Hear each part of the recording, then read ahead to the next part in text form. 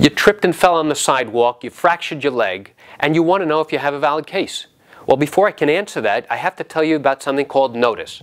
You don't know what notice is? Come on in, I'm going to tell you what notice is. I'm Jerry Oginski. I'm a New York medical malpractice and personal injury trial attorney practicing law here in the state of New York. Notice in its most basic form means that the property owner knew or should have known that there was a dangerous condition that existed on their property that they should have taken time to fix before somebody got hurt. That's what notice means. I'll give you a perfect example. Somebody trips and falls, there's a raised, elevated sidewalk or an uneven sidewalk. And you go back and you look at that and you say, wow, that didn't happen overnight.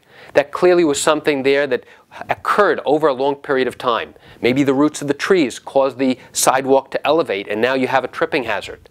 Well, in that instance, we could show, or argue at least, that this condition didn't happen overnight. And in fact, this is something that had they paid attention to, they would have recognized if they bothered to inspect and walk around their property. Now, as we're approaching the winter months, we're now at the end of November 2011, what will happen is we're now getting into freezing rain, we're getting into the snow season. So what happens in those cases where you have somebody who slips and falls on ice or snow? The question is, should the property owner have recognized that there was ice and snow there, and should they have cleared that away in a timely fashion to prevent people from getting hurt? Whether or not we could show notice will be dependent upon your specific set of facts.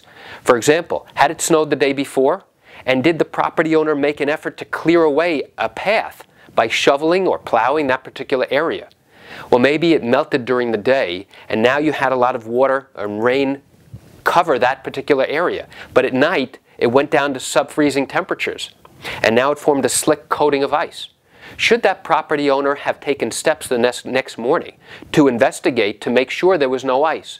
Should they have put down salt and sand and taken those basic steps to prevent people from getting injured as they walk by? If we can't prove notice that the owner should have known or knew about a dangerous condition, then it'll be difficult, if not impossible, here in New York to show that the property owner is responsible.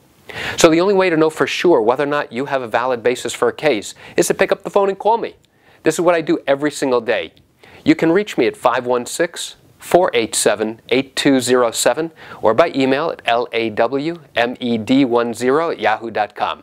By the way, if you found this information helpful, what I want you to do is press that button below that says like. This way all of your friends can get the benefit of the same exact information that you just got if you're watching this on Facebook or YouTube. I'm Jerry Oginski. I look forward to your call.